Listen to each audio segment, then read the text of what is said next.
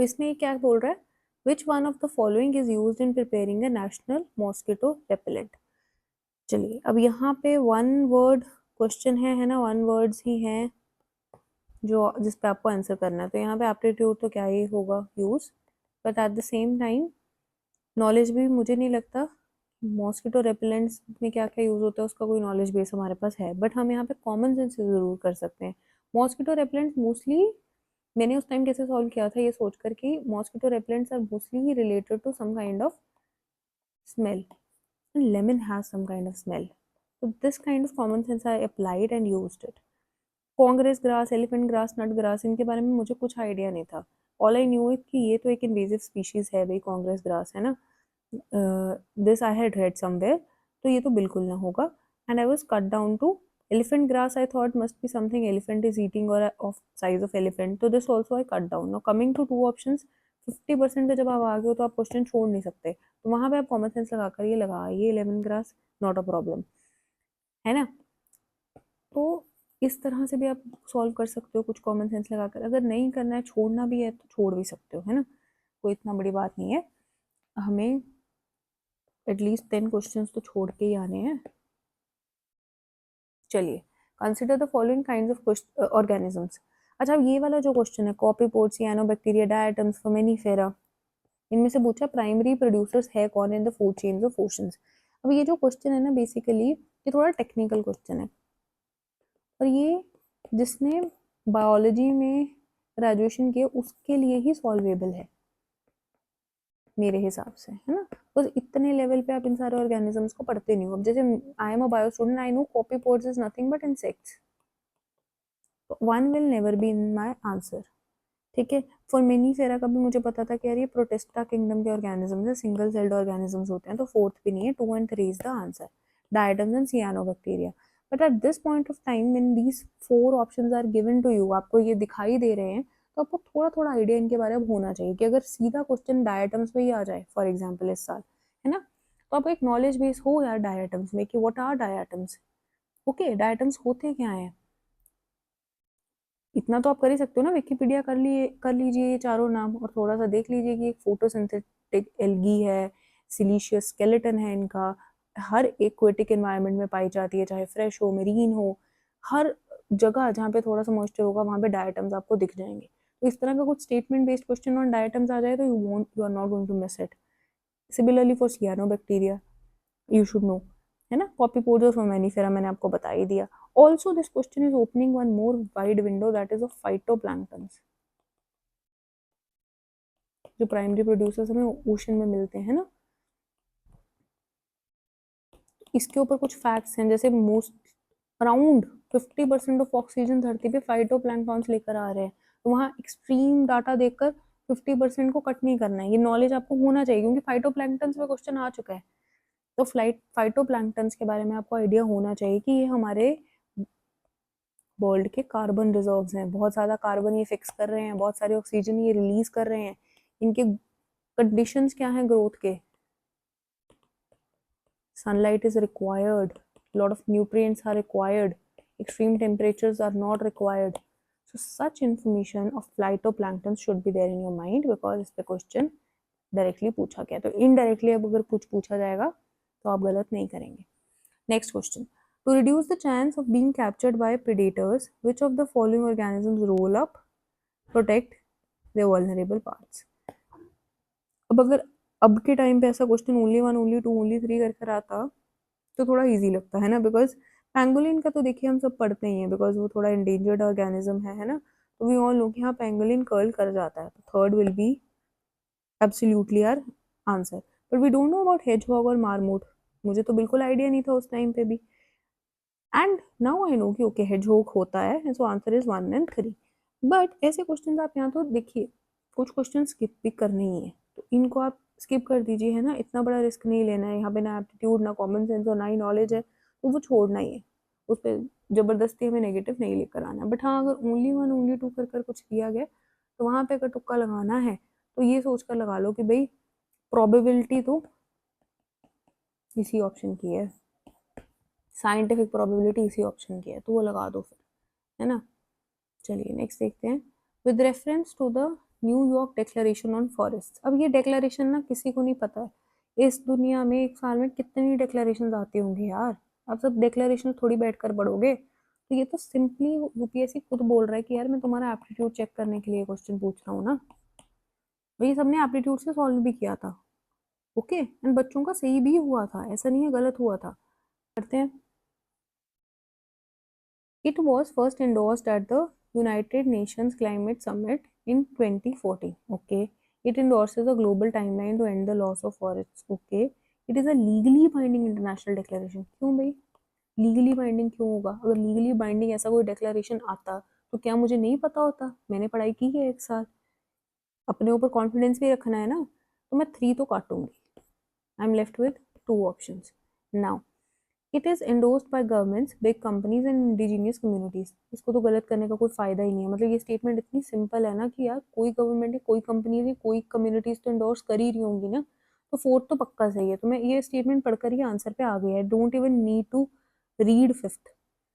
India was one of the signatories at its inception. Same बात, अगर India signatory होता तो ये फेमस होता है यार, ये डिक्लेरेशन बहुत फेमस होता है, and I must have read it in somewhere in the current affairs. So since it's not, so I will mark it wrong. तो ये प्योरली एप्टीट्यूड बेस्ड क्वेश्चन है, बस दिमाग लगाना है। एप्टीट्यूड ये समझना है कि यार इतना लीगली बाइंडिंग या इतना सिग्नेटरी वाला कॉन्सेप्ट होता तो it must have been famous. Since it's not that much famous, मतलब यहाँ पे वो खेल रहा है। ओके, समझ आ गई बात? और ये स्टेटमेंट 4th का सही होना तो यार 4th सही मानकर ही तुम 2 ऑप्शन एलिमिनेट कर दोगे, ये दोनों तो फिर इन दोनों पे रह जाओगे। ठीक है, अब सेकंड वाला भी देखिए, endorse is a global timeline to end the loss of forest, तो कर रहा होगा ना इंडोर्स, पूरा डिक्लेरेशन तो कोई नहीं बैठकर पढ़ रहा। ओके, एंड आप एग्जामिनर के माइंड को देखिए यार, अगर उसने ये चीज लिख दी है, it endorses a global timeline to end the loss of forest. अब अगर एग्जामिनर ने ये डिक्लेरेशन से उठाई है लाइन, तो उसने पूरा डिक्लेरेशन तो देखो पढ़ा नहीं होगा, वो वहां से उठाकर ही आपके पेपर में लिख रहा है, वो अपने आप बनाकर नहीं लिख रहा ना। इट इंडोर्सेस ABC कुछ और एग्जामिनर ने खुद ही नहीं पढ़ा हुआ पर वो इंडोर्स कर रहा है, तो वो तो क्वेश्चन ही कॉन्फ्लिक्ट में आ जाएगा। समझ रहे हो मैं क्या कहने की कोशिश करूँ? इतने बड़े डिक्लेरेशन कोई एग्जामिनर नहीं पढ़ रहा, अगर उसके ऊपर वो कह रहा है कि this person is endorsing something, वो वहां से देखकर ही आपको लिख कर बोल रहा है, वो कोई नेगेटिव कुछ नहीं ढूंढ रहा कि हाँ भाई इसने क्या इंडोर्स नहीं किया जो मैं बच्चों के लिए स्पेशली इस पेपर में डालूं। इतनी मेहनत कोई नहीं करता, trust me. Okay, so this type of delving into the mind of examiner is required. Now next question is, magnetite particles suspected to cause neurodegenerative problems are generated as environment pollutants। कहाँ कहाँ से वो आते हैं? तो ये अब कई लोग ना यहाँ पे यार ऑल ऑफ द अबव लगा के आ जाते हैं। अब यहाँ पे मेरा जो मैं आपको एप्टीट्यूड सिखाना चाहती हूँ ये है कि सिंपल बात है, अगर 3 से ज़्यादा ऑप्शंस आ गए ना, अगर 4 5 या 6, जैसे यहाँ पे 5 है, मतलब वहाँ पे कुछ ना कुछ तो गलत होगा, वहाँ से ढूंढने लग पड़ो। ठीक है, वहाँ पे सारे मत लगा कर आओ, क्योंकि इतने सारे ऑप्शन वो तुम्हें एवं नहीं दे रहा, कुछ ना कुछ वहाँ पे गलत कर रहा है। ठीक है, तो बहुत सारे कोचिंग इंस्टीट्यूट्स में भी प्रॉब्लम आई थी जब ये वाला क्वेश्चन आया था। Most of the coaching institutes also said yes, but when UPSC answer Kemps it said 1 2 and 4 only.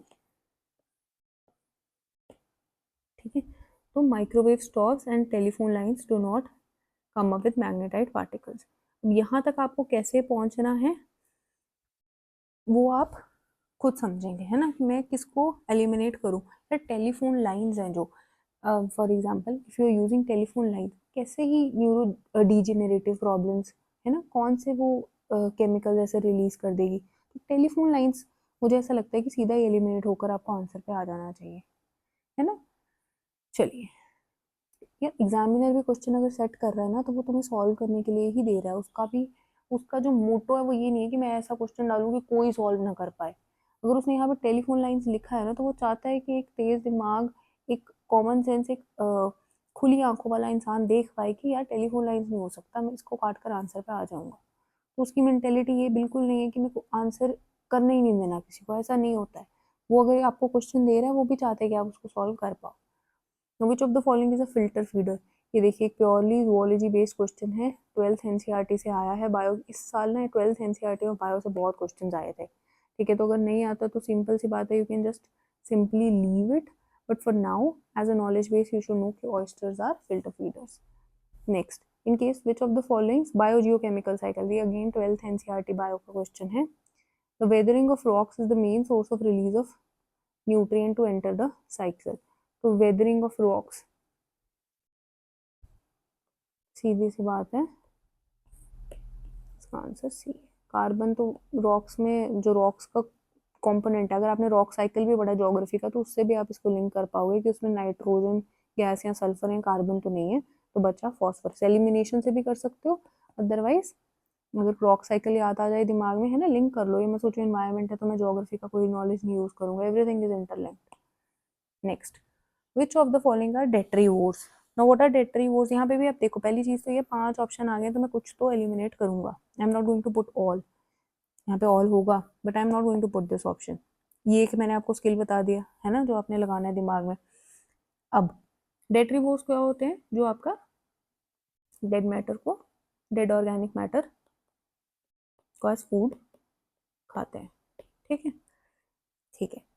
तो अब सी हॉर्सेस, ये ना बचपन में सी हॉर्सेस की फोटो हम सबने अपने उसमें देखी है ना, किताबों में। तो सी हॉर्सेस तो डेट्रीवोर्स नहीं हो सकते। मैं फोर्थ को एलिमिनेट करके सीधा अपने आंसर पे आ सकती हूँ। पहली बात तो एक ऐसा ऑप्शन ढूंढ लो जहाँ पे मतलब क्लैरिटी ही है कि भाई सी हॉर्सेस तो ये यार उसमें रहते हैं ना, ये तो पानी में रहते हैं, तो ये तो नहीं हो सकते।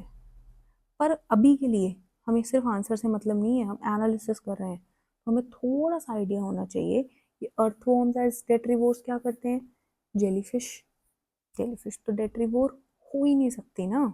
चलो अगर आपको सी हॉर्सेस का नहीं पता था, जेलीफिश से भी सीधा आंसर पे आ सकते थे। 2 अगर काट दो तो सीधा 135 पे। यार जेलीफिश तो एवरीवन हैज सीन समवेयर और अदर इन सम वीडियोस, है ना। Woodlice is a detritivore, millipedes is a detritivore. इनके बारे में एक एक या दो दो वर्ड्स एटलीस्ट इनकी फोटोज देख लो so that you are familiar with these terms. अगर क्वेश्चन आ जाए तो ऐसे डर नहीं जाना, वहाँ पे आंसर निकाल लेना। Next, common carbon metric supported by UNEP has been developed for, किस लिए ये डेवलप किया गया। अच्छा, अब ऐसे वाले क्वेश्चंस में भी ना, जो एक वन फार्मर इनिशिएटिव ऐसा ऐसा कुछ क्वेश्चन आया था 23 में, फिर कॉमन कार्बन मेट्रिक इस साल आया था, 24 में भी एक क्वेश्चन आया था 100 कुछ इनिशिएटिव ऐसे ऐसे कर कर। इसमें ना आपने बस ऐसे क्वेश्चंस में जो एक टर्म बेस्ड होते हैं, उसमें क्या मैं आपको नॉलेज देना चाहती हूँ कि आपने सिंपल रखना है, प्लीज उसको कॉम्प्लेक्स मत करना। अगर उसने कार्बन मेट्रिक कहा है तो उसी तरीके से वो स्टेटमेंट को वेरीफाई भी कर देगा। ठीक है, इसका आंसर था assessing the carbon footprint of building operations around the world. ठीक है, कार्बन मेट्रिक है मतलब समथिंग इट इज मेजरिंग, तो ये असेस ही कर रहा है carbon footprint of building operations around the world. ठीक है, कोई कमर्शियल फार्मिंग से इसका लेना देना नहीं है, कोई overall carbon footprint caused by there countries का लेना देना नहीं है। ठीक है, यहाँ पे आप कंफ्यूज हो सकते हैं कि यार ये भी इनेबल कर रहा है governments to assess the overall carbon footprint, but no, it is not enabling anything, it is assessing. ठीक है, also caused by use of fossil fuels by the world in a unit time. ये थोड़ा ज़्यादा technical complex करने की कोशिश कर रहा है, तो ये भी इसका आंसर नहीं है। सिंपलेस्ट को मैंने आपको बोला ना, सिंपलेस्ट उठा लेना वहाँ पे। बहुत ज़्यादा टेक्निकल कर रहे हैं तो मतलब कुछ ना कुछ खेल रहे हैं ऐसे क्वेश्चंस में। Next, which of the following have species that can establish symbiotic relationship with other organisms? This is again a biology based question and similarly it is from NCERTs of 11th and 12th. So at this moment you should know what are nidarians, what is fungi and what is protozoa. अच्छा अच्छा, एक common sense लगाइए यार, Cnidaria ना एक proper phylum है, तो इसमें कितने सारे ऑर्गेनिजम्स होंगे। हम सबको इतना तो आइडिया है, 11th 12th में हमने थोड़ा तो इतना पढ़ा, एक एक एनिमल किंगडम है और उसके अंदर अराउंड 10 फाइलम है। आर्थ्रोपोडा जैसे इंसेक्ट्स आ जाते हैं, है ना, पॉरीफेरा जिसमें स्पंजेस वगैरह आ जाते हैं, उसी तरह से निडेरिया एक प्रॉपर फाइलम है, तो कितने सारे ऑर्गेनिजम्स होंगे। वो पूछ रहे हैं कि कौन से ऐसे फाइलम, इन सब में से कौन के पास स्पीशीज हैं जो कोई ना कोई सिम्बायोटिक रिलेशनशिप फॉर्म करती हैं विद अदर ऑर्गेनिजम्स। पहले तो scope of this question is very wide, इसमें मिलियंस ऑफ स्पीशीज होंगी यार, इसमें भी बहुत सारी स्पीशीज है फंजाई में, अभी तक बहुत सारी एक्सप्लोर भी नहीं की गई होंगी, साइंटिस्ट फाइंड भी नहीं की होंगी। Similarly for protozoa there must have been so many species in this whole kingdom also. कोई ना कोई स्पीशीज तो होगी ना जिसका सिम्बायोटिक रिलेशनशिप होगा अदर ऑर्गेनिजम्स के साथ। ऑब्वियसली इसका आंसर यस है, बिकॉज इस क्वेश्चन का स्कोप बहुत वाइड हो गया। ठीक है, बहुत बड़ी बड़ी बातों में बहुत बड़े बड़े किंगडम से आपने पूछ लिया कि कोई एक स्पीशी भी यार अगर सिम्बायोटिक रिलेशनशिप में है तो मतलब वो यस होगा, है ना, फंजाई में पूरा बात ही यस हो जाएगी। तो बहुत सारी स्पीशीज तो आइडेंटिफाई नहीं हुई है। तो इस तरह से आपको बार बार जब आप क्वेश्चन करोगे तो आप समझोगे कि ओके यहाँ पे स्कोप बहुत बड़ा दे दिया इसने, एक स्पीशीज की बात कर रहा है, पूरे फाइलम में कोई ना कोई एक तो निकल आएगी। Okay, next. तो अगर नॉलेज नहीं भी है तो भी ये क्वेश्चन आराम से सॉल्व हो सकता है, but at this point of time you should at least know meaning of this terms. Next, अब आ गया हिस्ट्री का सेक्शन। एनवायरनमेंट खत्म हो गया, इकोनॉमी भी खत्म हो गया, हिस्ट्री पे आ गया। चौसठ जोगिनी टेम्पल मुरैना के पास है, फॉलोइंग स्टेटमेंट्स। उस साल मुझे इसके बारे में कोई आइडिया नहीं था, ये न्यूज़ में था टेम्पल बिकॉज पार्लियामेंट का डिज़ाइन वगैरह फाइनल हो रहा था and it was based on this temple, but I had no idea किस तरह से इसे सॉल्व करना है। तो मैंने ट्रिक, जो मोस्ट ऑफ द ट्रिक्स हम यूट्यूब में देखते हैं, it is the only circular temple built in India. बहुत एक्सट्रीम बोल दिया यार, कितने सारे टेम्पल्स हैं इंडिया में, कितने सारे टेम्पल्स हैं। How can you say that it is the only circular temple? इसी से आंसर आ गया था।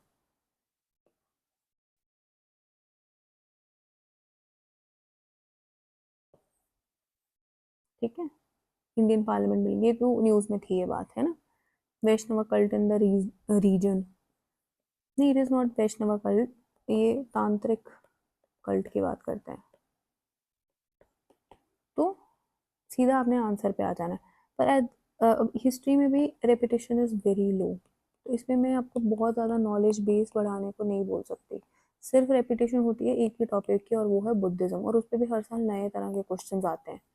तो वो आप ज़रूर पढ़िए ध्यान से Buddhism, but I won't suggest you to delve deep into the topics which have come once।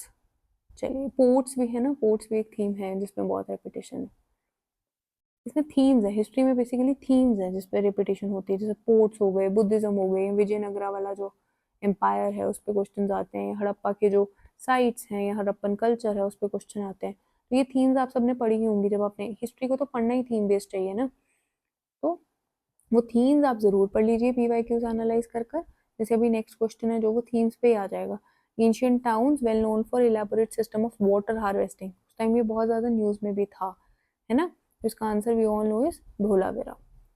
इसमें कोई आप एप्टीट्यूड नहीं लगा सकते, simple you should know it. Which of the following factories of the English East India company located first quarter of 17th century में? चलिए ये देखते हैं। इसमें ना अब आपको आंसर से मतलब नहीं होना चाहिए, हम सबको पता है कि इसका आंसर ब्रोच है, वन ओनली है। इसमें आपको समझना है, एनालिसिस में आपको समझना है कि यार ये नाम कितने इंपॉर्टेंट है। तो बहुत सारे ना आपके स्पेक्ट्रम में ही, हिस्ट्री के स्पेक्ट्रम में ही टाउन्स के नाम मेंशन्ड है। जब आप फेमस टाउन्स, खास करके जब east India company was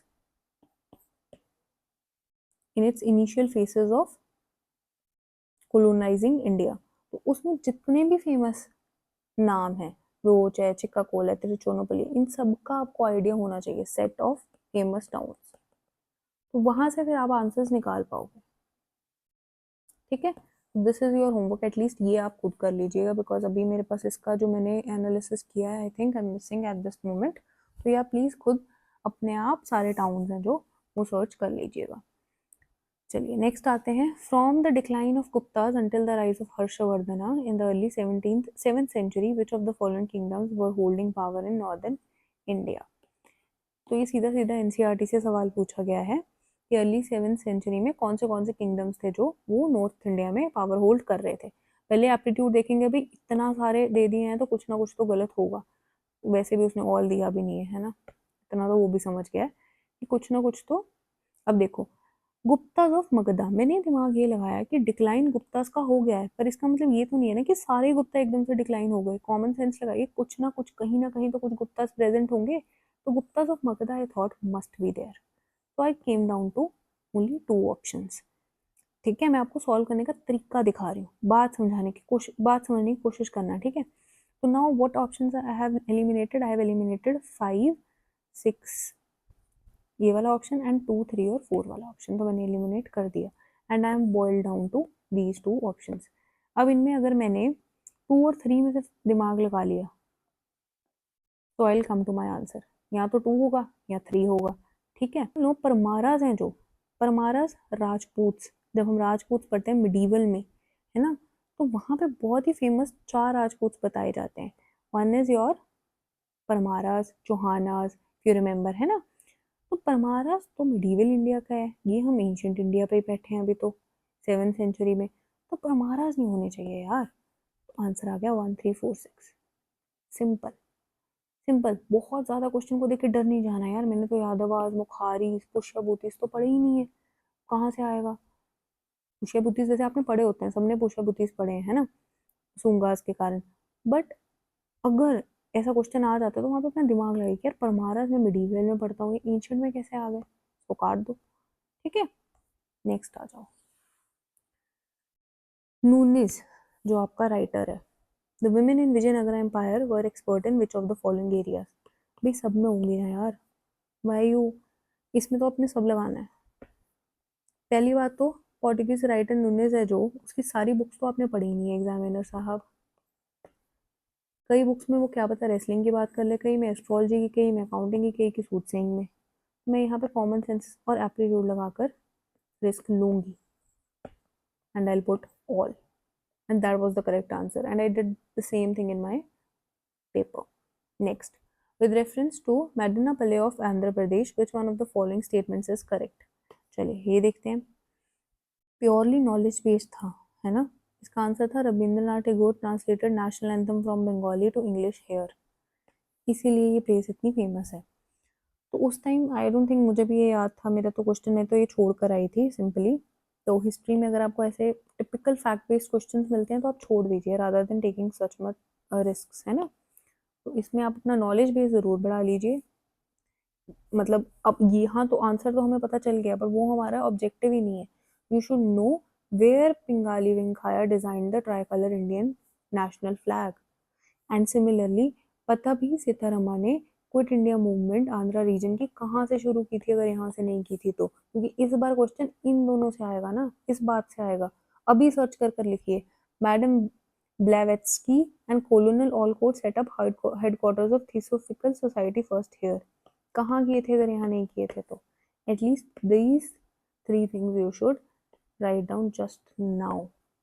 next, चलिए नेक्स्ट, चंद्र केटुगढ़, यार ये 2024 में भी ये चंद्र केटुगढ़ तो पढ़ा है मैंने, है ना, क्वेश्चन आया है चंद्र केटुगढ़ में। तो अब देखिए 2021 वाली थीम ही 2024 में रिपीट हो रही है। इस तरह से ये प्लेसेस इंपॉर्टेंट हो जाती हैं, जैसे बुरजहूम, चंद्र केटुगढ़, गणेश्वर। एक बार यूपीएससी ने ये तीनों हिस्टोरिकल प्लेसेस मेंशन कर दी, तो what they are well known for is a different thing. At least you should know, हाँ बुरजहूम कब की प्लेस है, पीरियड पता होना चाहिए, एट दिस पॉइंट कहाँ पे प्रेजेंट है, और कोई फैक्ट इसके रिलेटेड जो फेमस हो। Similarly for Chandraketugarh and similarly for Ganeshwar. यही तो एनालिसिस है, जब आप नॉलेज भी बिल्ड कर रहे हो उन प्लेसेस के ऊपर जो ऑलरेडी अपेयर हो चुकी हैं आपके। ठीक है, आंसर्स तो हम सबको पता है कि ठीक है इसका आंसर डी होगा, क्योंकि टेराकोटा आर्ट है जो, अब देखिए वो बहुत जगह का फेमस है, तो वहां पे मैं एप्टीट्यूड लगाकर I am not going to say no to Chandraketugarh, तो टू तो I will go for it, I will go for it. And Burzahom है जो, वो एक बहुत ही पुरानी साइट है, if you remember it is a neolithic site. तब आपका वो वाला पीरियड भी शुरू नहीं हुआ था, हड़प्पन पीरियड भी शुरू नहीं हुआ था, तो रॉड कट श्राइन्स उस जमाने में होना इज नॉट अ पॉइंट। तो हम वन ऑप्शन वैसे ही एलिमिनेट कर देते हैं अगर हमें इतना ही पता हो कि बुर्ज होम है जो, ये कब की फेमस साइट है, वो न्यूलिथिक पीरियड की फेमस साइट है ना। ये नॉलेज बेस आपको डेवलप करना है eight this point also. Trust me, अभी कुछ वो नहीं होगा कि आपका प्रीलिम्स बस सिर पे ही आ गए। एटलीस्ट 3 पॉइंट्स अगर आप इन तीनों प्लेसेस के अपने दिमाग में रख लोगे तो आपका नॉलेज बेस डेवलप हो गया। Next, which of the following statements are correct. 3 statements है। पहला, मेरा एप्टीट्यूड दिमाग क्या चल रहा है भाई, सारे तो सही हो नहीं सकते, ठीक है, कोई स्कोप स्कूप तो इसमें है नहीं फुल वाला, तो कुछ ना कुछ तो गलत होने वाला है। तो I am coming with this mindset. चलो अब देखते हैं। पहला, it was during the reign of Iltutmish that Genghis Khan reached the Indus in pursuit of the fugitive Khwarez prince. It was during the reign of Muhammad bin Tughlaq that Taimur occupied Multan and crossed the Indus. was during the reign of Deva Raya of Vijayanagar Empire that Vasco da Gama reached the coast of Kerala. Trust me, this was a very tough question. इतना ज़्यादा मेरा history तो मतलब बहुत ज़्यादा इतना है भी नहीं है, तो मैंने तो इस क्वेश्चन में क्या लगाया था, मेरे को लगा या तो 1 ओनली होगा या 1 एंड 2 होगा या 3 ओनली होगा, 2 एंड 3 भी हो सकता था, तो आई लेफ्ट दिस क्वेश्चन. बाकी इसका एनालिसिस, इसका आंसर क्या था, इसका आंसर बहुत सिंपल था, ए था, 1 ओनली, कि भाई एक ही जगह, क्योंकि तेरा लॉट ऑफ स्कोप्स यहाँ पे वो गलत कर सकता है. यहाँ पे अगर मैं एप्टीट्यूड भी लगा रही हूँ, क्या पता किसी और का रीन हो, क्या पता उसने कुछ और मुल्तान की जगह कुछ और ऑक्यूपाई किया हो, क्या पता उसने कोई और रिवर क्रॉस की हो, समझ रहे हो. तो lot of areas where that person can play with me. Here also Devaraya के टाइम, चलो देवराया तो हमें पता ही है विजयनगर एम्पायर के थे, बट क्या पता किसी और के टाइम पे वास्को डी गामा आए हो. ठीक है. Coast of Kerala is also a point जहाँ पे डिस्प्यूट खड़ा हो सकता है. तो lot of disputed areas and I do not have knowledge, तो I will take a call to not attempt this question. आपको अगर नॉलेज है, आप अगर बहुत वेल वर्स्ड हैं इन फैक्ट्स के साथ, तो आप जरूर सॉल्व करिए, otherwise I will suggest to leave such questions. Next एक ये क्वेश्चन आया था, सेंट फ्रांसिस जेवियर. ठीक है, it was one of the founding members of the Jesuit order. चलिए ठीक है, मान लेते हैं. देन इसमें कुछ प्रॉब्लम भी नहीं है ना मानने में, one of the founding members बोल नहीं रहा है कि सिर्फ इन्होंने ही फाउंड किया है, तो I will say yes to this statement. Saint Francis Xavier died in Goa and a church is dedicated to him there. Okay, that might be the case, not a problem. ठीक है, but यहाँ पे वो कहाँ खेल सकता है मेरे साथ, गोवा पे खेल सकता है ना, क्या पता चर्च कहीं और हो. तो एक आपको फैक्ट मिल गया जहाँ पे प्ले कर सकता है. Also the feast of saint France Xavier is celebrated in Goa each year. यहाँ पे भी गोवा पे खेल सकता है. तो I am confuse between 2 and 3. I don't know about saint Francis Xavier and not going to read all the saints which are present at this moment, या फिर हिस्टोरिकली जो प्रेजेंट थे, because that doesn't make sense. आप उस तरह से कभी prepare ही नहीं कर पाओगे, है ना. तो I am going to here now take a risk. या तो मैं 1 एंड 3 लगा दूंगी, या फिर मैं 1 एंड 2 लगा दूंगी. 50% पे मैं आ गई हूँ, बिकॉज सब तो हो नहीं सकता, वो मैंने आपको पहले ही बता दिया. अगर तो आज का टाइम क्वेश्चन आया होता 2023 में, तो मैं ओनली 2 लगा के आगे बढ़ जाती. But now since I have to identify, तो मैं died in Goa and a church is dedicated to him there. There is something, मतलब यहाँ पे ही मैं इसको एलिमिनेट, मैंने इसी को एलिमिनेट किया था यार, है ना. वो एप्टीट्यूड आता है जब बार बार आप पढ़ो, क्योंकि अगर फीस्ट सेलिब्रेट हो रहा है ना, तभी वो करंट में होगा, और तभी एग्जामिनर के दिमाग में भी आया होगा कि चलो यार इससे क्वेश्चन पूछते हैं. समझ रहे हो, इतने लेवल का आपको एग्जामिनर के दिमाग में घुसना है. मरा है कहाँ, कहाँ मरे हैं और कहाँ पे उनके लिए वो डेडिकेशन हुई है, वो कोई एग्जामिनर बैठ के क्यों सोचेगा. सिंपल. चलिए next. With reference to the history of ancient India which of the following statements are correct. Okay, question number 40. Mitakshara was the civil law for upper caste and Dayabhaga was civil law for lower castes. Okay, उल्टा भी कर सकता है इसको, है ना. इसकी जगह ये हो सकता है, इसकी जगह ये हो सकता है. एग्जामिनर कैन प्ले, मैं जस्ट एक साइकोलॉजी बता रही हूँ एग्जामिनर की. आई डोंट नो, मुझे कुछ नहीं पता इसके बारे में, और ना ही ये किसी किताबों में आई थिंक जनरल स्टडीज में पढ़ाया जाता है. ये कोर हिस्ट्री वालों को ज़रूर पढ़ाया जाता है, but otherwise I don't think it is taught. चलिए next is in the Mitakshara system the sons can claim right to the property during the lifetime of the father, whereas in Deyabhaga system it is only after the death of the father that sons can claim right to the property. ठीक है, मान लेते हैं. Next, Mitakshara system deals with the matters related to the property held by male members only, whereas Deyabhaga system deals with the matters related to property held by both male and female members of the family. यार ऐसा क्यों होगा? This is little controversial, so I will not go with 3. तो now I am left with 1 and 2 and 2 only. तो या तो मैं इसको लीव कर दूंगी, या फिर मैं बिकॉज आई नो कि यहाँ पे खेल सकता है, आई गो विथ 2 ओनली. ठीक है, this is the main idea which I would have gone with, है ना. और यही आंसर भी है, बिकॉज 1 तो आपको साफ साफ दिख रहा है कि इट कैन प्ले, तो आंसर कैन बी 2 या फिर 3. 3 में ओनली वर्ड भी यूज हुआ है, जो कि एक फेमस ट्रिक है ही है, तो सबको पता है कि अगर यूपीएससी ओनली यूज कर रहा है तो it might be playing there. Next देखते हैं. Reference to the history of ancient India, ये क्या फेमस थे, भावाभूति, हस्तिमला, कश्मीश्वरा। यहाँ पे अपना एलिमिनेशन यूज करनी है अपने थोड़ी सी। अगर जेन वॉन्ग्स होते तो उनके नाम थोड़े तो आपको आइडिया होता ना किस तरीके से लिए जाते हैं, कैसे कैसे नाम थे उस टाइम जेन वॉन्ग्स के। ठीक है, तो यहाँ पे आपने एलिमिनेशन लगाकर इसको हटा दिया। टेम्पल आर्किटेक्ट्स के नाम इतने कहाँ से आने लग पड़े? फिलोसोफर्स के नाम भी इस तरह से तो नहीं होते। तो प्ले राइट्स आप लगा सकते हो यहाँ पे सीधा, मैं लगा कर भी आई थी क्योंकि आई रियलाइज्ड कि फिलोसोफर्स के नाम या जेन मॉन्क्स का नाम के जो मोस्टली स्लैंग्स है कैसे होते हैं आपके, जेन मॉन्क्स महावीरा है ना, then you had other Jain monks, वो the name is not following in that realm. I am not going to go for that. Philosophers के नाम आपको अपने सारे फिलोसोफर्स के नाम थोड़े थोड़े तो आइडिया है ही है ना, तो वो इस तरह से तो नहीं थे। जितने भी आपके मेन फेमस सेंट्स वगैरह थे इस तरह के नाम तो नहीं थे। Temple architects I did not find कि ये नामों का डायलेक्ट ही रहा एंशियंट इंडिया का। हस्तिमला किसका नाम था? ठीक है, अपने तो तब से वही चल रहा है, राहुल दिनेश, है ना। तो आई डोंट बिलीव, यहाँ पे कॉमन सेंस लगा के आप कर सकते हो भाई ये क्वेश्चन। चलिए, इस डोमेन से क्वेश्चन हर साल आता है जो आपके एक्ट्स हैं। ठीक है, मोन्टागो से आ गया, जीओआई से आ गया। मैं ये सॉल्व भी नहीं करूंगी, आप खुद सॉल्व करोगे क्योंकि ये नॉलेज बेस तो आपको अब तक होना चाहिए भाई।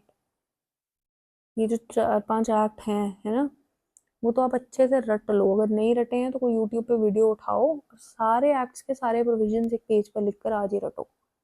नेक्स्ट, 8 अगस्त 1942 देखते ही दिमाग में आ गई क्विट इंडिया मूवमेंट। यहाँ से ट्रेंड क्या डेवलप किया हिस्ट्री में कि फेमस जो मूवमेंट्स हैं उनकी डेट्स इंपॉर्टेंट है। नेक्स्ट ईयर ही पेपर में ना स्वदेशी मूवमेंट की डेट मेंशन की गई थी, इस डेट को स्वदेशी हुई है। एजर्शन रीजन क्वेश्चन आया था, खुद चेक कर लीजिए आप, इस तरह से एनालाइज किया जाता है। 8 अगस्त 1942 देखकर सबने उस दिन उस टाइम क्विट इंडिया लगा दिया था कि चलो ईयर है हमारे पास। 8 अगस्त पे किसी ने ध्यान नहीं दिया, तो किसी ने इतना नहीं सोचा कि हम बाकी फेमस मूवमेंट्स की भी डेट्स याद कर लें। वो करना आपका काम है ना। सारी जो मूवमेंट्स हैं एटलीस्ट जो 3-4 फेमस हैं हमारी, नॉन कोऑपरेशन है ना, स्वदेशी है, क्विट इंडिया तो हमने कर ही ली है, सिविल डिसोबीडियंस, इन 4 मूवमेंट्स की आप डेट्स हमेशा याद रख सकते हो।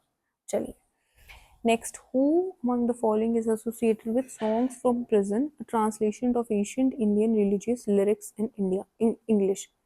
अब यहाँ पे देखिए सिंपल, अगर किसी को पता है इस बारे में तो वो लिख देगा, नहीं पता है तो वो नहीं लिख पाएगा। एट द सेम टाइम मैं आपको ये भी कहना चाहती हूँ कि इस चीज़ को देखकर, सॉन्ग्स फ्रॉम प्रिजन एक ट्रांसलेशन को देखकर आप प्लीज सारी बुक्स याद करने मत बैठिए। एक बार यूपीएससी ने पूछ लिया दैट डजंट मीन कि it is going to ask you again and again, है ना। तो ये क्वेश्चंस को आप ना ऐसे समझिए कि अगर फॉर एग्जांपल ऐसा क्वेश्चन आ भी जाता है वो मैं लीव कर दूंगा, क्योंकि उसका कॉस्ट बेनिफिट रेशियो नहीं है।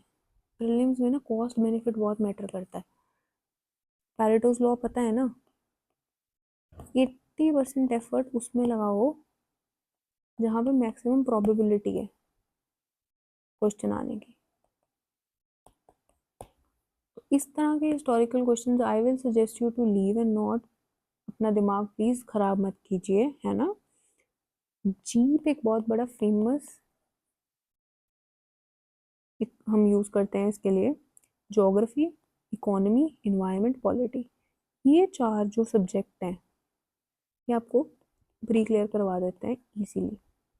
ठीक है, बेसिक हिस्ट्री पता भी होनी चाहिए, ऐसा नहीं मैं बोल रही कि छोड़ कर चले जाओ, पर इतना डेल्व नहीं करना है, इतना डीप नहीं जाना। ठीक है,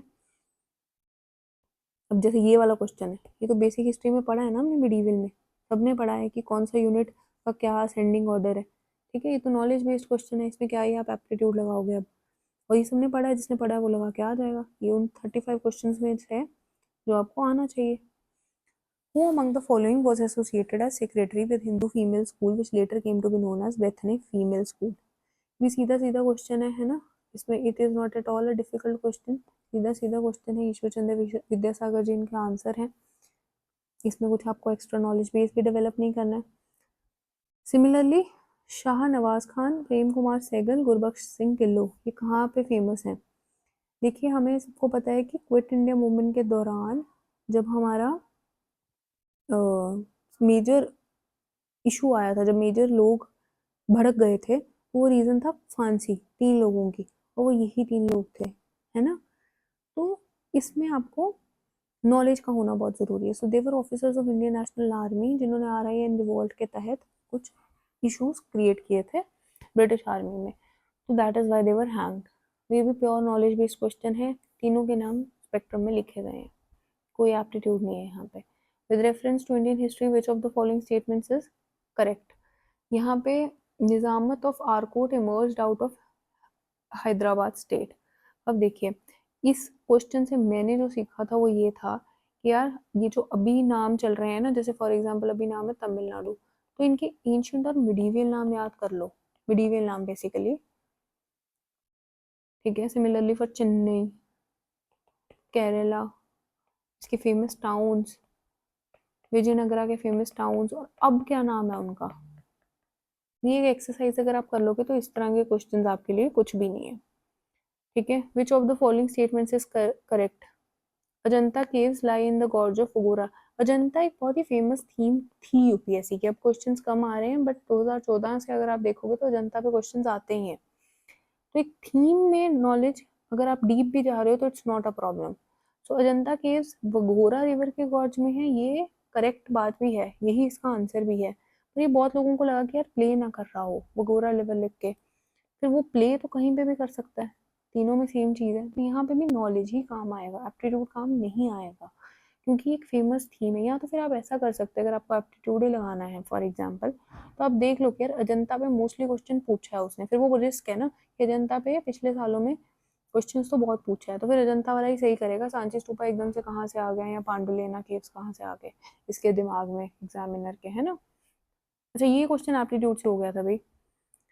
21st February is declared to be the International Mother Language Day by UNICEF.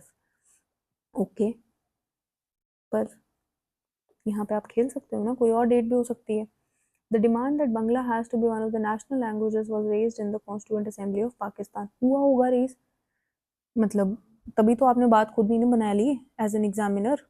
थोड़ा देखा दिमाग एग्जामिनर के दिमाग में घुसे कि भाई अगर ऐसा हुआ है तभी तुम लिख रहे हो, तो ये तो हुआ होगा। पर यहाँ पे आप हमारे साथ खेल रहे हैं, आप डेट अलग से डाल रहे हैं, तो ये तो नहीं हुआ, ठीक है। तो आंसर हो गया बी। तो आई होप 50 क्वेश्चंस अभी हमने सेशन में कर लिए हैं, 50 नेक्स्ट में करेंगे। बट आई बिलीव आपको समझ आ गया कि क्वेश्चन पेपर को अप्रोच कैसे करना है, कैसे कॉमन सेंस, एप्टीट्यूड, नॉलेज, इन तीनों को लगाकर क्वेश्चन के आंसर तक पहुंचना है, किन क्वेश्चंस को छोड़ भी देना है, किन एरियाज पे ज़्यादा पॉन्डर करना है eight this moment of time, जब आपके पास अराउंड कुछ ही दिन रह गए हैं ना, 25-26 डेज रह गए हैं, तो आप कौन से एरियाज में ज़्यादा मेहनत करिए जो बार बार पूछी जाती हैं, ताकि उन्हीं एरिया से आप पार लग जाइए। ज़्यादा जो कॉस्ट बेनिफिट रेशियो जिन एरियाज की कम है उन पर ज़्यादा फोकस ना करिए, ठीक है। मेजर कॉन्सेप्ट्स जो मल्टीप्लाई होते हैं, बार बार आते हैं, उन पे फोकस करिए, ठीक है। तो all the very best for your prelims, and I hope this video has served the purpose it has been made for. Thank you so much.